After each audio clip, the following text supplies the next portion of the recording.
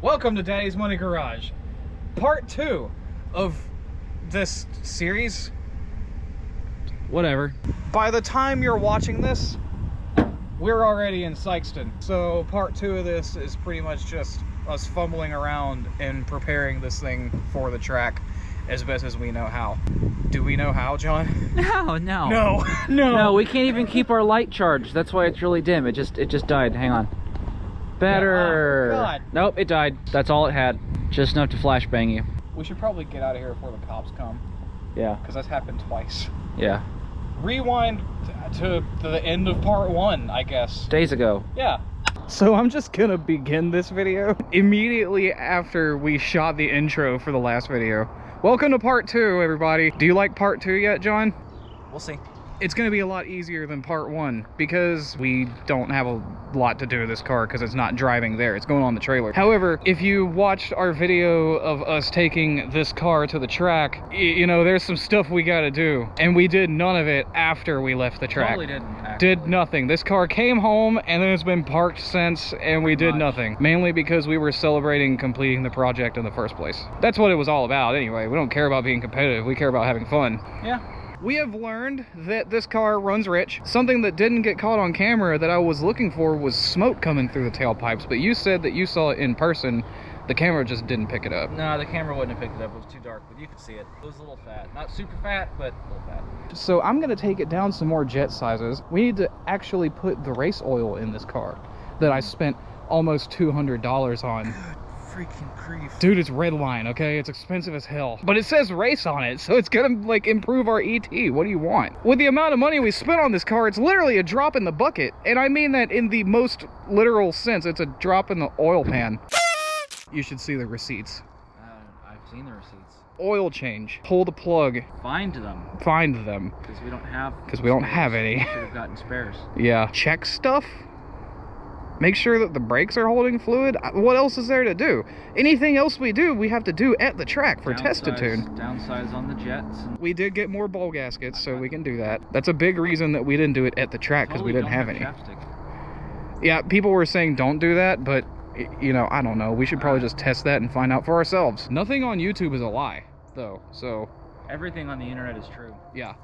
I think Abraham Lincoln said that himself. You know, I'm pretty sure that these ramps that we have the jet pulled on are the same year as the car. Aren't those your dad's? They were, but they may have been somebody else's first, and I don't know. They've existed for as long as I can literally remember. Well, that's like 20 days. I've slept since then. Oil, right? Okay.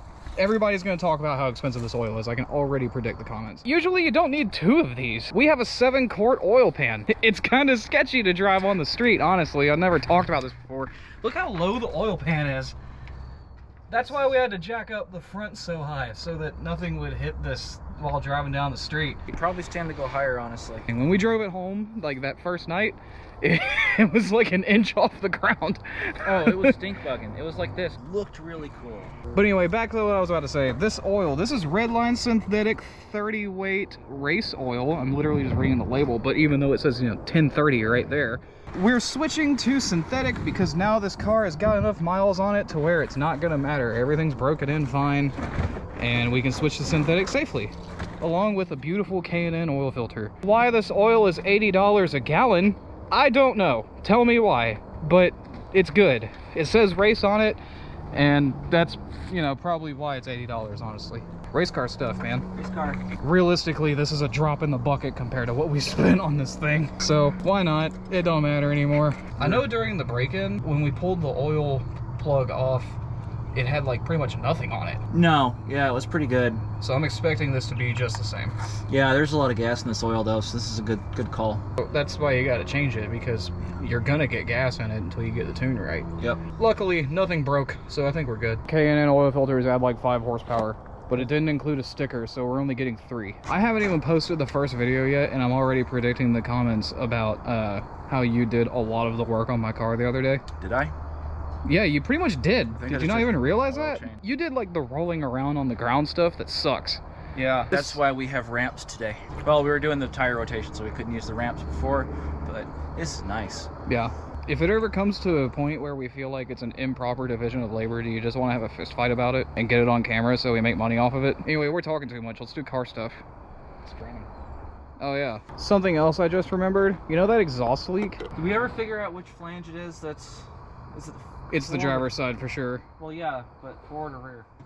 Wherever it was bent, which was the back. We straightened that out as best as we could, and it was pretty good, actually. Okay. You just couldn't hear it until it got mufflers on it.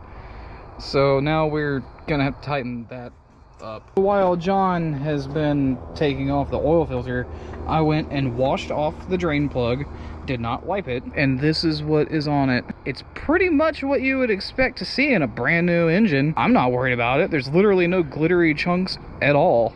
So I'd say that we're good, especially because this car has been on a strip and driven in city traffic for a couple weeks now. So, good. Do you have a filter wrench?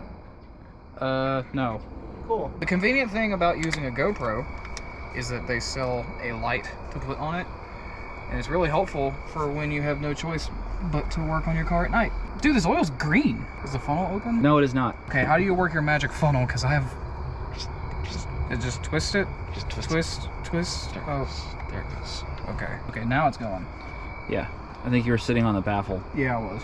This engine holds 7 quarts of oil. We upped the capacity because it's gonna be racing, so it's very likely that if it had its factory pan that wouldn't have fit anyway because it was a truck pan, that it could starve itself of oil running down the track. Having a 7-quart pan ensures that it will never starve itself of oil. There's also a windage tray and a baffle in the pan. This engine is purpose-built to run on nitrous. That's why it gets the best stuff. It gets good oil, it gets, you know, a set of Hellfire rings, forged pistons, all that good stuff that you want when you're dealing with something that you're terrified of. Because I have no idea what it's gonna do when we do hit it with the gas, but we wanted to give it the best chance to survive and not explode. Yeah. High risk, just spend a little bit more money. A lot of bit more money. It was a ton of money. It was like 3 times as much money. All the money went under the hood of this car. Obviously, we didn't even bother painting it. We had a couple bum pistons anyway, which sucked. So we had to replace them anyway. Might as well get forged. The difference was like $300, so... Yeah. And factory, they come with dish tops. So that's probably Yeah. better for nitrous, but you know, whatever. Because when we put pistons in it, we put in flat tops, and that upped the compression quite a bit. And from what I understand, that's not what you want with nitrous. So that's really the concerning factor, is how much compression this engine has. And I know how much it has. I've done the math.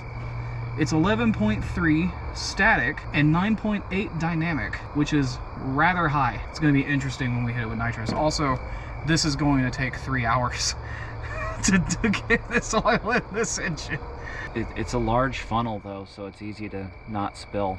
Yeah, but that baffle and that valve cover just... Yeah, it takes forever. Really slows it down. Should have gotten the high performance valve covers. These are direct connection though. They're Proform. They were $80. I wasn't gonna put those crappy looking Magnum ones back on it. They look like junk. I'm almost through 1 gallon, man. This is some riveting footage. It's literally gonna take another 10 minutes to put the rest of it in there. There's gonna be like 3 minutes of this video is just gonna be me pouring oil and talking. I'm sorry, guys. You can click off whenever you want, because we've already made the money from your view. It's not Minecraft money though. I'm gonna put Minecraft in the description though. Eventually, they're gonna just catch on to me doing that and then tell me to not do that. Race cars are like Minecraft. You spend a lot of time building stuff and then somebody comes into your town and wrecks your whole day. We're those guys. Yeah. Oh look, there's 4 quarts of race oil in there now. Sweet. So now we need 2 more out of the other jug, and it'll take 3 more. Oh, you're right, 3. I can't do math. Okay, yeah, there's 4 gallons in it. We need 7. We need 3 out of that one.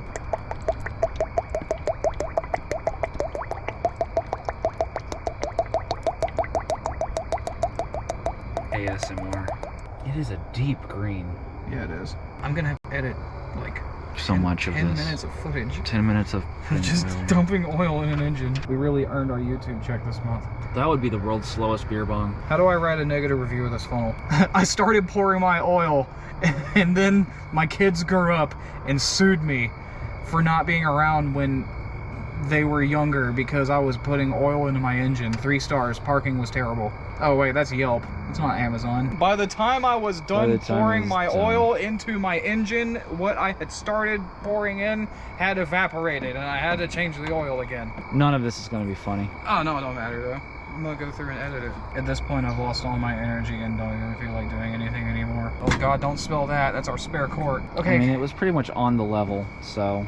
Can I stop pouring oil now? I want to get off this ride. All right, here's your terrible funnel. It hasn't all run down in the pan yet, so that's dead on. 7 quarts. Perfect. I'm gonna title this video 15 minutes of 15 red minutes line. of changing oil. 15 minutes of red line. It literally took it took 15 minutes 15 to dump minutes. this oil in. Yeah. It took longer to dump the oil than it did to drain it and get the filter off. Next thing, let's pull a plug. Okay. That looked like it hurt. You know, last time I took this plug out, I made a mental note to not tighten it up that much like it was before. And yet somehow it was still just as tight. No, I didn't tighten it up that much. So, whatever. I am going to take a guess and say still fat but not as bad. What do you think? Fair. I mean, we took it to the strip.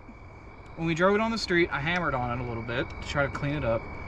And I have no idea if that actually works. So, it's still fat. But it's not black. It's like brown, dark cinnamon. So instead of going 5 jet sizes down, why don't we take it from a 75 to a 72 on the primary and 85 to an 82 on the secondary? Because that's honestly a bit better than it was. I remember this being like totally black, and that's actually got some color to it now. Let's call a parts store and see if we can get this plug. One more thing before I even call and order some of these plugs. We're tuning on these plugs because this engine's getting nitrous. So I'm not a race car builder, I'm not a mechanic, but the logic in my ignorant head tells me that we should probably get this thing to run properly on the cold plugs that it's going to be running when it's on the nitrous, so that when, you know, we hit the nitrous and there's a ton more fuel being dumped in, it's not running rich. Does that make sense, John? But yeah, it kind of makes sense to tune it for the plugs that are going to be in it regardless, because you're going to be driving it not on nitrous. On the street. It's not going to be on the nitrous all the time. Yeah. So it'd be good to get it and run on these right. And then when we want to hit it with nitrous, it's just good to go. That's the logic to me. Whether it's correct or not, I don't know. I've already disclaimed enough, I'm not a mechanic, so I'm sure you'll still let me know in the comments if that's wrong. People just tell you to change the plugs every time you go to the track. Swap your hot plugs for your cold plugs. But then you've tuned it for one set of... What? No, I'm not doing that. That's too much work. Let's call some parts stores. Our local parts store has these plugs. They're $10.49 a piece. And they said they have a dozen of them in stock. They have a ton of them. They're very common. Let's go on a quest. And then what I'm going to do, since these are $10.49 a piece, is I'm going to take these old ones, I'm going to hit them with matte gas and clean them up, and then we'll have spares. Okay. Onward. Quest time. We're going on a field trip.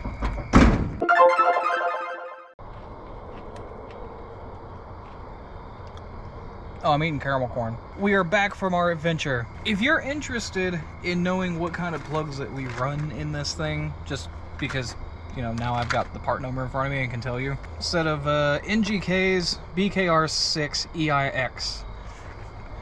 NGK puts their heat ranges in the, you know, actual part number of their plug, not the stocking number. It's a heat range 6. The factory heat range for a Magnum, the factory plugs, are the hottest champions they make. So we had to go down. This is like 2 steps down from those plugs. And not every single plug manufacturer uses the same ratings for their heat ranges. Some of them are actually backwards. Yeah, they're not standardized. That 6 is like a champion 10. It's weird. Anyway, you don't care about that. You want to see these plugs. I'm very surprised. The last time we pulled a plug out, which was number 1, it was, you know, black. This is cleaned up a little bit. But look at the rest of these. They are that beautiful cinnamon color you want. So they look good. And the passenger side looks exactly the same. Those are a little wet with gas because, you know, we ran it for a short time to get it on the ramps, but once they would dry out, they would look exactly the same. Focus. Here you are. So, A little darker, but wet. let's just not change the jets yet. Let's put these new plugs in, and then when we get to Sikeston, during test and tune, we'll pull the new plugs out, see how they compare to the old ones, which are now our spares. Yep. Once we get an idea of what the new plugs look like, I'll clean those up with matte gas so we got a set of spare plugs. And then we'll know exactly what this thing is doing. I think going down in the jet size that we did was an improvement. We'll see. that's what this is all about. It's just really figuring out what it wants. But from what I can tell, we have a very healthy, happy engine. And now it's getting too late to really do anything to it, and I want dinner. So we're gonna put the plugs in, and then tomorrow I'll make little minute adjustments to the carburetor, so we'll just pick up then, like immediately. You could just have that whole bag of caramel corn that we threw in your yard yesterday. I mean, it's good, but I kind of want a burger. One more thing, you know that exhaust leak we were talking about? Yeah. We found it. It's on number 5. The dirty boot. Yeah, the dirty boot. See all that dirt? That's not normal. The rest of them are clean. This is the leaky one. So that's leaking right there. At that. Yeah. Yeah. We can tighten it up and just see if that fixes it. We can hope. That's all you can do. You know what the exciting thing is? These plugs read good at Sikeston. She's ready for nitrous. That's gonna be fun. Then we'll see if it survives. Let's throw these plugs in. Welcome to day 2 of part 2. We did something off camera. We tightened up the exhaust bolts. They were kind of loose. Some of them were. Yeah, some of them were loose. Whether or not the exhaust leak is fixed, we don't know yet. The center ones where we thought it was, those were all loose. Yeah, that makes sense. Because it's got a nasty exhaust leak. But I mean, what do you expect? I mean, you should have seen the flanges on these headers before we put it on. You could if you go back. If you go back and watch the old stuff, you can see John beating you can on see it it. with a hammer. It's like this. Yeah, it's bad. The last thing to do before this car goes on the trailer is a little bit of carburetor tuning. So I have experience tuning carburetors, but not like this. I've never owned something with a carburetor like this. This is full on. You wouldn't put it on a street car. What I have figured out is that this engine likely wants to idle higher than it does. So I think we're gonna bring it up to between 900 and 1,000 RPM, just to see how it likes it. Then I'm gonna leave it alone, because Andy Wood is gonna help us with tuning this carburetor. Thank God, because he's like a wizard, and we have no idea what we're doing. I guess what I need to do is fire it up and let it warm up, because we're not gonna tune it while it's cold. Flip some switches, press some buttons. Yeah, we'll fire it up. Try to get this done before the sun goes down. I think my pie's about to go. There it goes. Now I gotta find my fork. I think it landed on the ground. It's cool.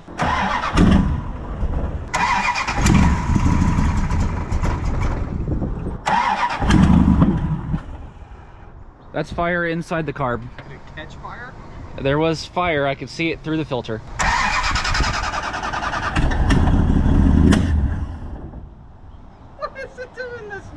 Okay, so we've been sitting here for about, I don't know, 10 minutes or so, and trying to figure out why the thing just didn't want to run out of nowhere. It helps if you don't have the 1 and 3 plug wires swapped around wrong. That's my fault. It was me. That's an easy enough fix. I thought we were about to have to cancel Sikeston. No. Dude, no, even if the jet died, we'd still be going. And haul it there and try and fix it so we can make a run. At least this is a benign enough fix, you know. It could be complete catastrophic failure. Oh, look! Normal! That's good. Actually, that's not a lot better. The exhaust leak is still there, but it's not as bad. We've done all that we can possibly do with that exhaust leak with the bent flanges. It sounds a lot better. You don't hear it nearly as much now. It might actually be a hole in that repair.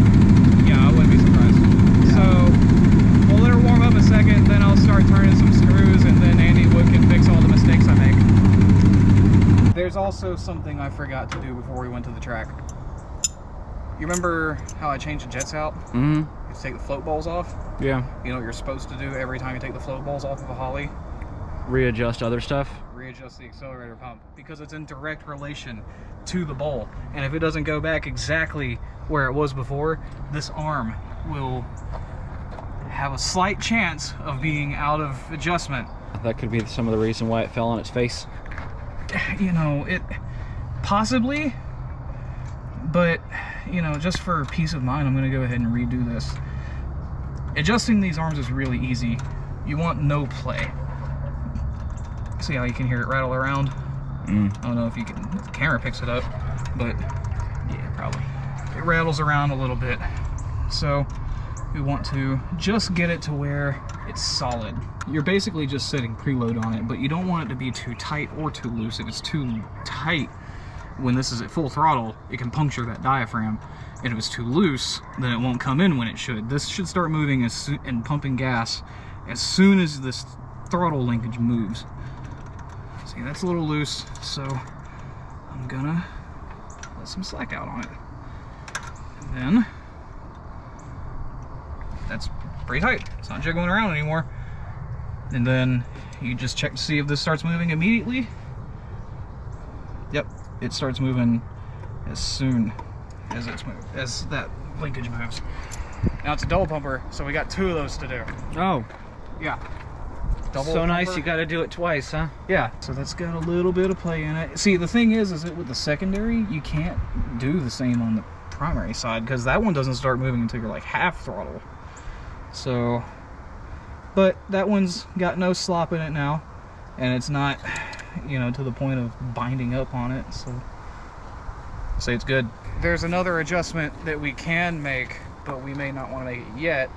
That's the accelerator pump cam position. Since we brought the idle up, likely gonna have to take that cam and put it into the second slot. They come in the first position, which is typically for cars that have a lower idle, and you can move the pump cam into this other slot. And what that does is that changes the rate at which the pump moves.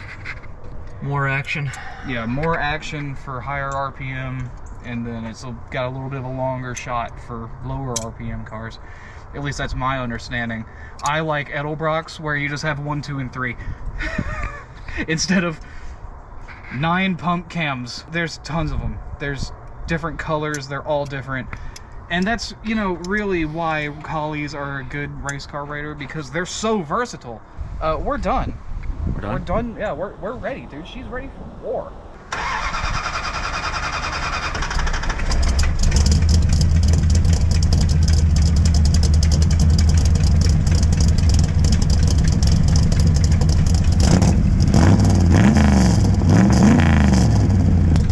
One more thing we have to do. What?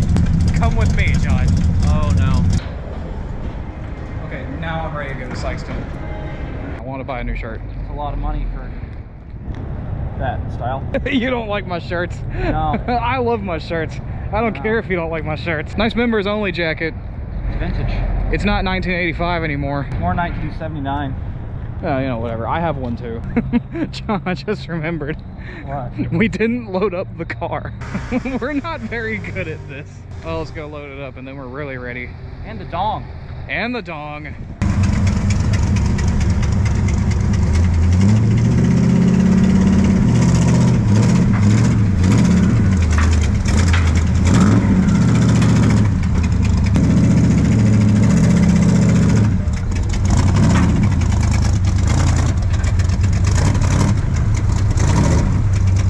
Ready for war. Yeah, I think we forgot to charge the light. You know, that's what street lights are for when you badly plan your video production. And then we end up getting asked by police officers why we're in a school parking lot at 10:30 at night. I would be asking too. Oh, the light works again. We'll have 30 seconds. Cool, that's all I need. Wait a minute. I wish I was going up with you in the morning, John. So you can ride in luxury? Yeah, that's luxury. It's way too nice for me. It has butt conditioning. You know, I love my car. Okay, don't. I'm jealous. Hopefully it gets good gas mileage on the way up, because it won't. Those cops just circled back up. Yeah? Yeah, that means we probably need to get out of here. I don't know really how to do a creative outro for this, because, I mean, technically, I guess this is 3 parts, because the next part's going to be, like, in Sikeston, but that won't come for a few days. I mean, that's...